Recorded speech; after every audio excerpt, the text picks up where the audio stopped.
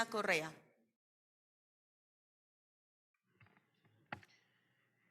Muy buenas tardes, queridos compañeros asambleístas, señores directivos de la Asamblea, personas que siguen este debate tan importante respecto de un tema sensible también, como es, más allá del porte o tenencia de armas, el control y toda la legislación que efectivamente debe ser ya actualizada porque está completamente desfasada y hay realidades y necesidades que hay que atender.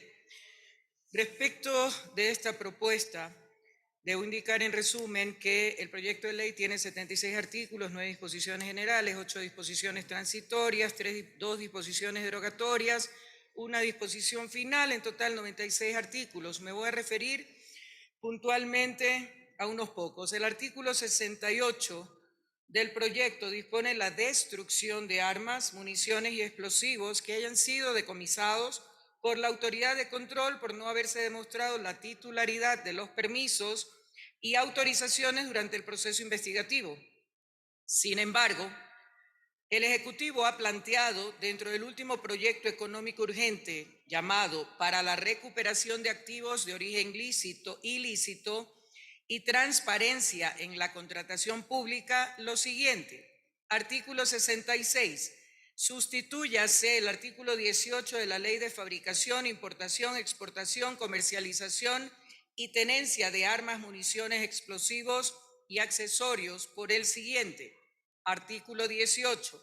Toda arma de fuego, munición, explosivo y accesorio o materia prima cuya importación, introducción al país o tenencia no estuviese facultada por esta ley o se hubiese utilizado en delito flagrante, será incautada, confiscada o decomisada y remitida al Cuarto Departamento del Estado Mayor del Comando Conjunto de las Fuerzas Armadas. Es decir, las armas de fuego, munición, explosivo, accesorio, incluso materia prima que haya sido incautada, confiscada o decomisada, pase al Departamento del Estado Mayor del Comando Conjunto de las Fuerzas Armadas.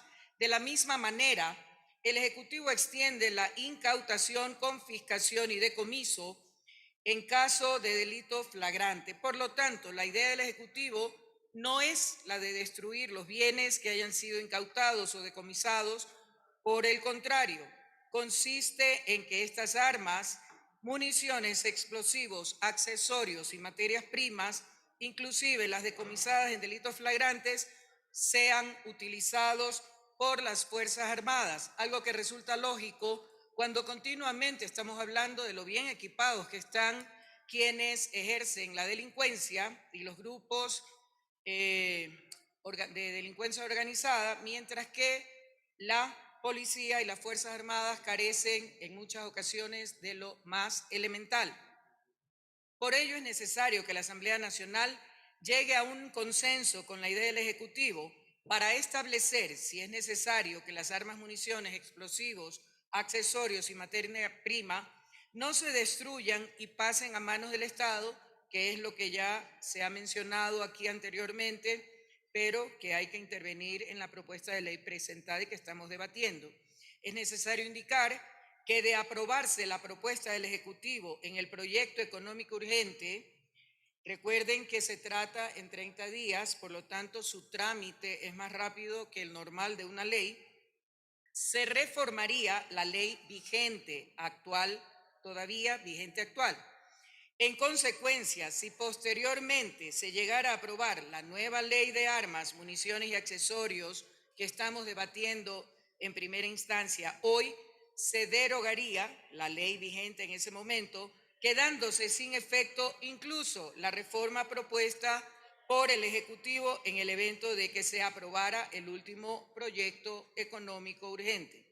En tal sentido, propongo reformularse los siguientes artículos del proyecto de ley. Artículo 67 del decomiso.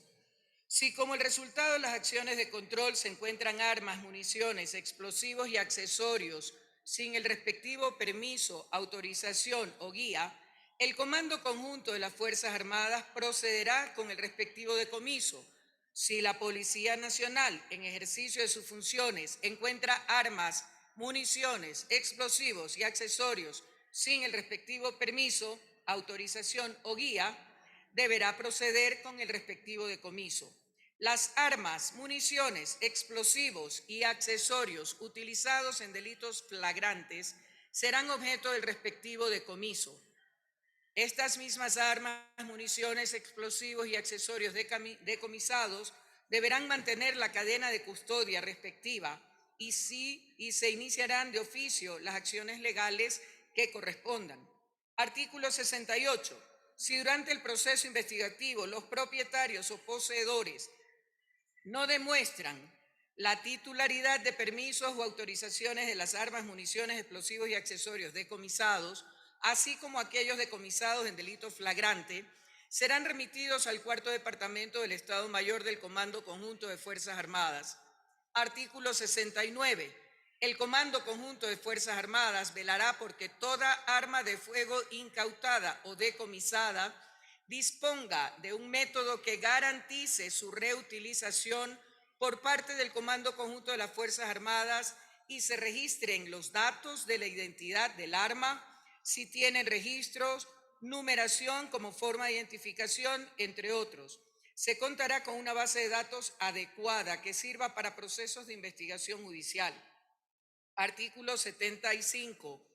En el título quinto del proyecto se trata de establecer las infracciones y sanciones administrativas por el incumplimiento de las disposiciones contenidas en el proyecto. Esto independientemente de las sanciones y penas previstas en el Código Orgánico Integral Penal.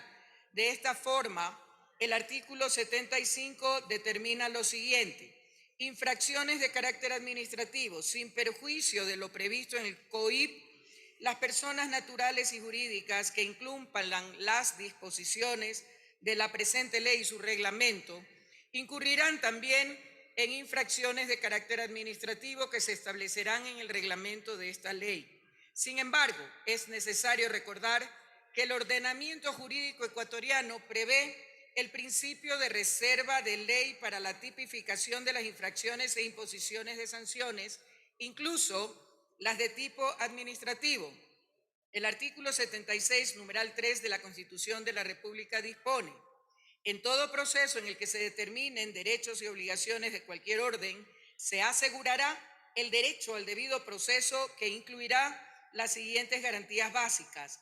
Nadie podrá ser juzgado ni sancionado por un acto u omisión que al momento de cometerse no esté tipificado en la ley como infracción penal, administrativa o de otra naturaleza, ni se le aplicará una sanción no prevista por la Constitución o la ley. Solo se podrá juzgar a una persona ante un juez o autoridad competente y con observancia del trámite propio de cada procedimiento. Por otra parte, respecto a la obligación constitucional de contar con ley específica cuando se trate de regular infracciones y sanciones, la norma suprema ha determinado lo siguiente. Artículo 132. La Asamblea Nacional aprobará como leyes las normas generales de interés común. Las atribuciones de la Asamblea Nacional que no requieran de la expedición de una ley y se ejecutarán a través de acuerdos y resoluciones. Se requerirá de ley en los siguientes casos. Numeral 2, tipificar infracciones y establecer las sanciones correspondientes. En este contexto, respecto al principio de reserva de ley, el Código Orgánico Administrativo, COA, señala lo siguiente. Artículo 29. Principio de tipicidad. Son infracciones administrativas las acciones y omisiones previstas en la ley. A cada infracción administrativa le corresponde una sanción administrativa. Las normas que prevén infracciones y sanciones no son susceptibles de aplicación analógica, tampoco de interpretación extensiva. Es decir, únicamente se pueden establecer infracciones administrativas y sus correspondientes sanciones mediante disposición con jerarquía de ley. Esto en virtud de que solo mediante el debate parlamentario se garantiza que las infracciones y sanciones sean discutidas en relación con los derechos de los administrados y en aplicación del principio de proporcionalidad. De la misma manera, el principio de reserva de ley excluye la arbitrariedad de cualquier funcionario público en el momento de la tipificación de infracciones y sanciones administrativas. Por tal motivo, considero que es necesario que en este proyecto se especifiquen claramente cuáles son las infracciones y sanciones administrativas a las que hubiere lugar por el incumplimiento de las disposiciones Ha culminado su tiempo, asambleísta. que conforman el cuerpo normativo. Y estoy de acuerdo con lo expresado con quien me antecedió en la palabra en cuanto a los riesgos de liberar, como algunos pretenden, el porte y la tenencia de armas. Gracias, señora presidenta encargada.